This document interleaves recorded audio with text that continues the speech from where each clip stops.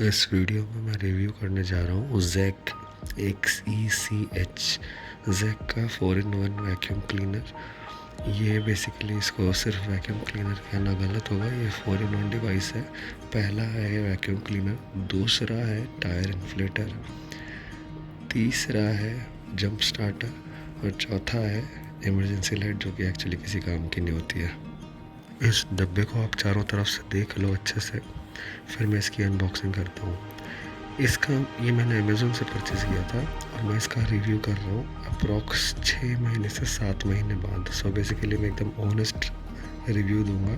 चलिए मैं आगे आपको बताता हूँ। इसकी अनबॉक्सिंग करते हैं। डब्बे से बाहर निकालता हूँ तो एक केस निकल के आता है, जो कि बहुत हैंडी केस है। इसमें एक हैंडल भी लगा हुआ सूटकेस टाइप का। इसी के अंदर सारी चीज़ें पड़ी रहती है, चाहे इसकी एसेसरीज़ हो या फिर वैक्यूम क्लीनर हो। ये जो मशीन है तो ये बहुत हैंडी है और आपको सिर्फ यही कैरी करना है और अपने गाड़ी में ले जाके रख देना है। चेन को मैं अनसिप करता हूँ और आपको दिखाता हूँ डब्बे में क्या है।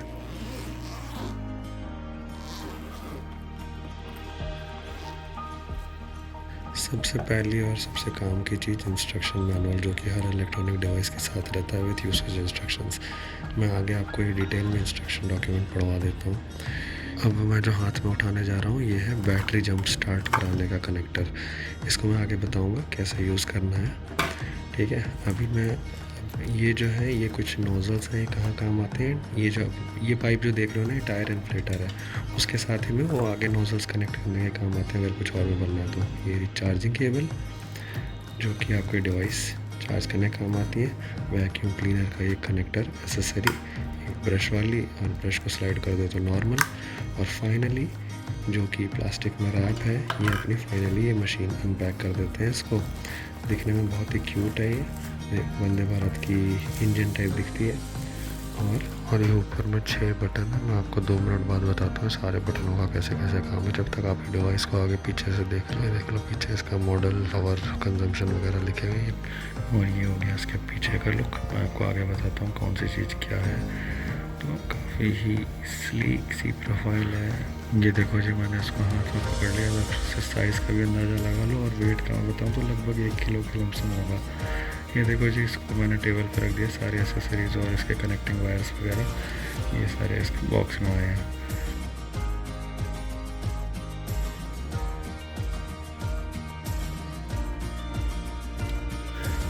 अब मैं इसकी इंस्ट्रक्शन मैनुअल जो है इसको खोल के आपके सामने रख देता हूँ। आप इसको डिटेल में पढ़ लो। आपको अगर देखना हो तो कुछ जानकारी आपको इंस्ट्रक्शन मैनुअल से चाहिए बिफोर हैंड परचेज़ करने से पहले, आप पहले इसको देख लो। बाकी कैसा प्रोडक्ट है क्या है वो तो मैं आपको इस वीडियो में बता ही रहा हूँ। अब इस मैनुअल का बैक साइड भी देख लो।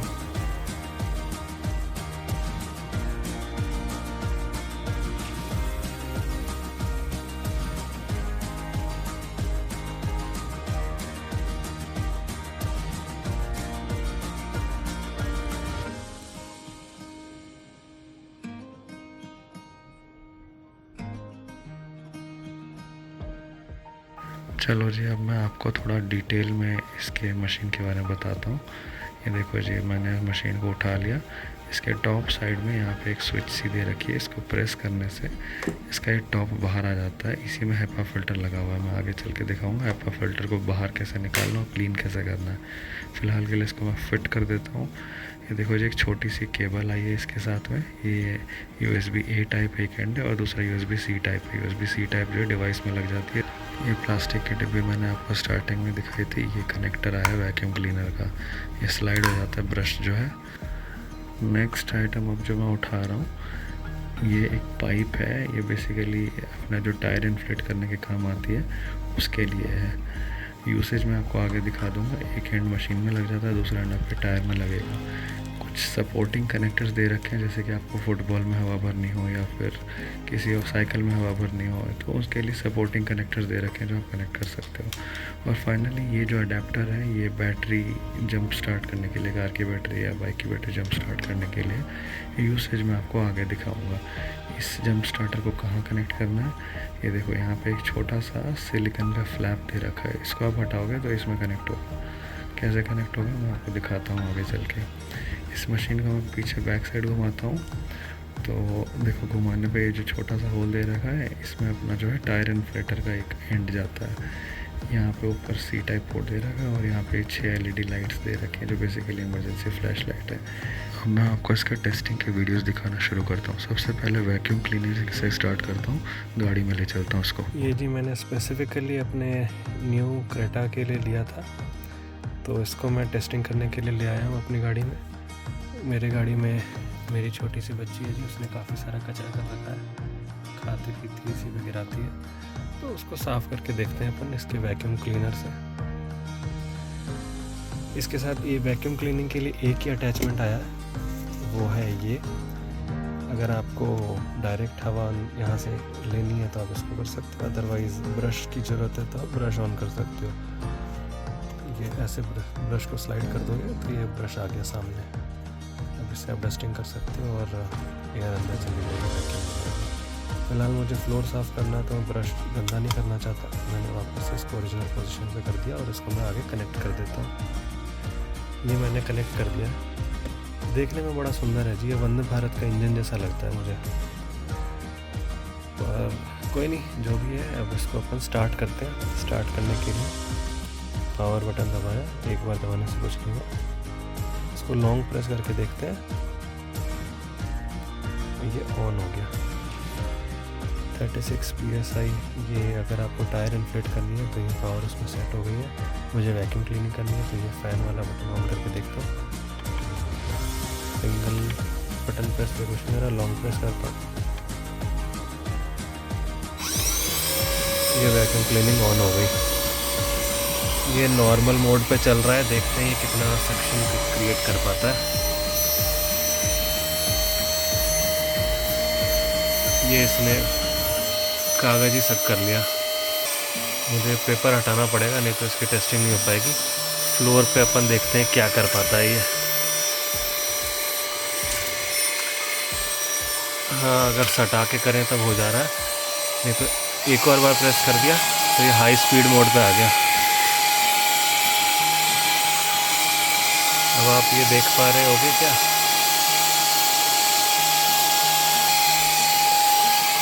यहाँ पे एक छोटा सा डस्ट पार्टिकल अटका हुआ है, ये इसको सक नहीं कर पा रहा।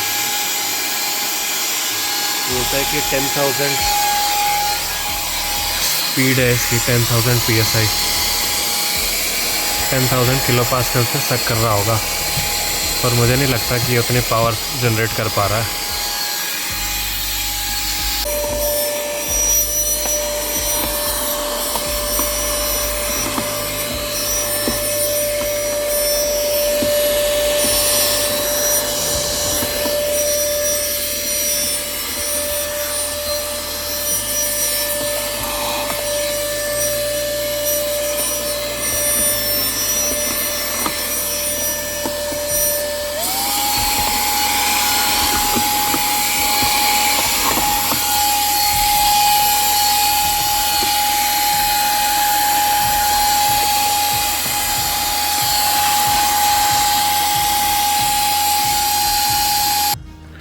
तो मुझे पूरी गाड़ी क्लीन करने के बाद मैं इसको अपने घर में ऊपर ले आया हूँ, बेसमेंट से मैं इसको 20वें फ्लोर पे ऊपर ले आया हूँ। अब इसको मैंने खोल के हेपा फिल्टर को मैं बाहर निकाल देता हूँ, देखते हैं कितना कचरा आया है। ये देखो जी, इतना कचरा इकट्ठा हुआ मेरी गाड़ी से, इसको मैं टेबल पर निकाल लेता हूँ।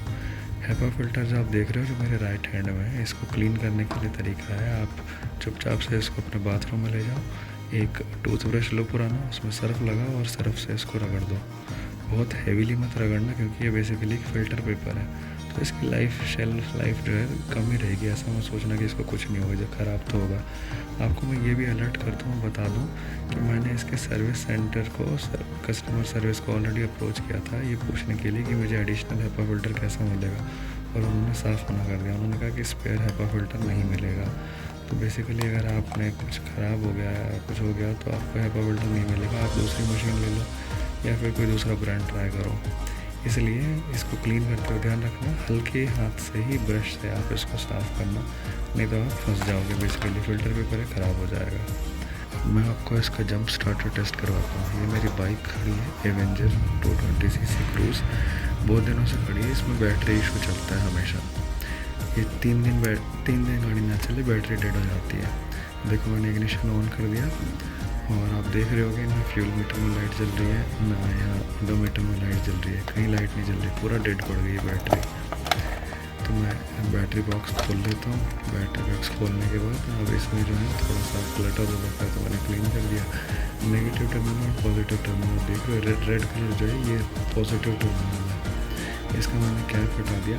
बेसिकली स्क्रू को जो नट है उसको मैंने फ्री कर दिया और ब्लैक वाला जो नेगेटिव टर्मिनल है। अब ये मशीन में कैसे कनेक्ट करना है आप ध्यान से देखोगे तो इसमें एक स्पेसिफिक कटआउट है और सेम कनेक्टर में भी कटआउट है, तो फिक्स ही कनेक्ट होगा, आप इधर उधर नहीं कनेक्ट करोगे।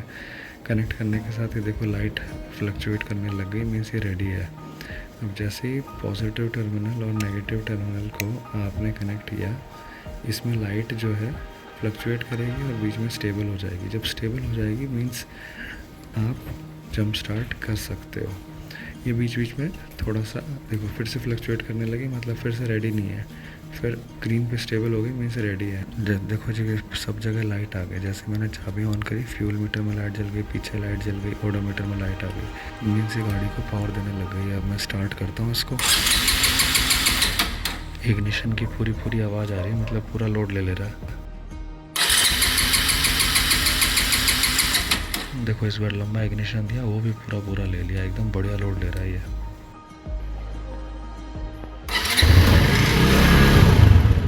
इस बार तो स्टार्ट भी हो गई थोड़ी सी। ये देखो जी बढ़िया गाड़ी को स्टार्ट कर दी इसने। अगर आप सोच रहे होगे ना कि बंद क्यों जा रही है,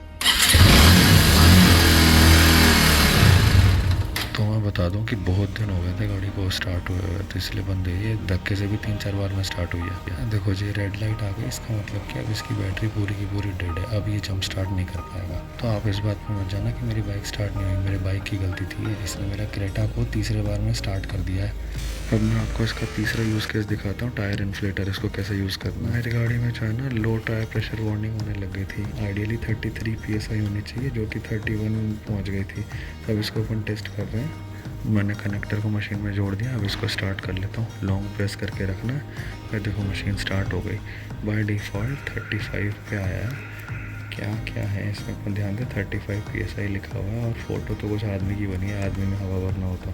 एम प्रेस कर रहा हूँ तो मोड चेंज हो रहा है। देखो बॉल में हवा भरने के लिए, टायर में हवा भरने के लिए, स्कूटर में हवा भरने के लिए, कार में हवा भरने के लिए। माइनस प्लस से टायर प्रेशर को कम ज़्यादा कर सकते हो। तो ये देखो मैं इसको 33 पे सेट कर देता हूँ, जो कि मेरी गाड़ी का आइडियल है। और अब मैं इसको कनेक्टर जो है इसका, उसको टायर के जो नॉब में मैं कनेक्ट कर देता हूँ। बहुत सिंपल सा कनेक्शन है, बटन टाइप का है, ये घुसेड़ देना है और ये इसको जो बटन टाइप का है इसको मैंने प्रेस कर दिया तो ये लॉक हो गया। लॉक हो गई। तो अब देखो इसमें जो है मेरी करंट रीडिंग जो टायर की कितनी दिखा देगा, 29 रीडिंग है अभी करंट, और 33 पे सेट हो गई। जब बटन दबाने के साथ हवा भरनी शुरू कर देगा।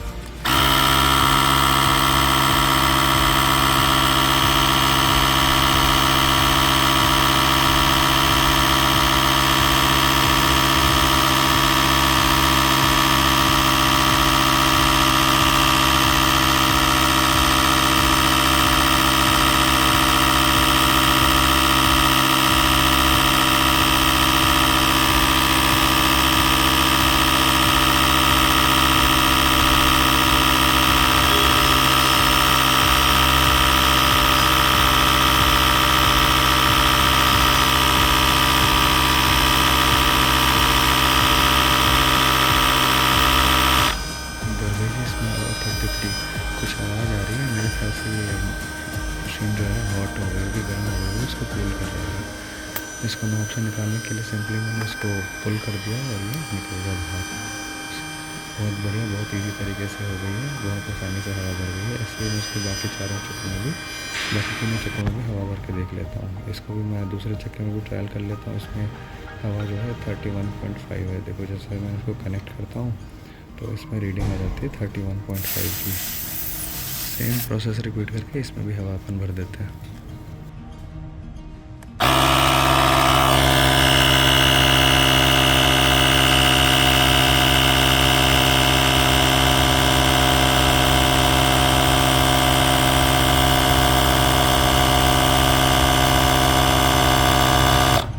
ये देखो जी, इसके साथ ही मैंने टायर इन्फ्लेटर का डेमो वीडियो भी आपके सामने पूरा कर दिया है। मैंने आपको इसके सारे फीचर्स दिखा दिए इस मशीन के। बस एक चौथा फीचर जो है इसका फ्लैश लाइट, वो नहीं दिखाया। वो टट्टी सा फीचर मुझे नहीं लगता आपको दिखाने की ज़रूरत है। एनीवेज़, जैसा कि मैंने कहा था कि 6 महीने बाद मैं रिव्यू दे रहा हूँ, एकदम ऑनेस्ट रिव्यू दूंगा, तो मैं एकदम ऑनेस्टली बोल रहा हूँ, बहुत अच्छी मशीन है, बहुत काम की मशीन है। मैं इसको यूज़ कर रहा हूँ। वैक्यूम क्लीनर बहुत बार यूज़ आता है, जंप स्टार्टर और टायर इन्फ्लेटर इमरजेंसी के केसेस में बहुत काम आते हैं। तो आप चाहे तो ये वाली मशीन या फिर इसका कोई भाई मशीन हो, अल्टरनेट मशीन हो, जो कि इसी तरह मल्टीपर्पज़ मशीन हो, तो आप अपने पास ज़रूर रखो। वन टाइम इन्वेस्टमेंट है पर बहुत काम आएगा। इसके साथ ही मैं ये वीडियो को यहीं क्लोज़ कर रहा हूँ। होप्स आपको ये डिटेल्ड रिव्यू बहुत पसंद आया होगा, वीडियो अच्छा लगा होगा। Thank you and have a nice day.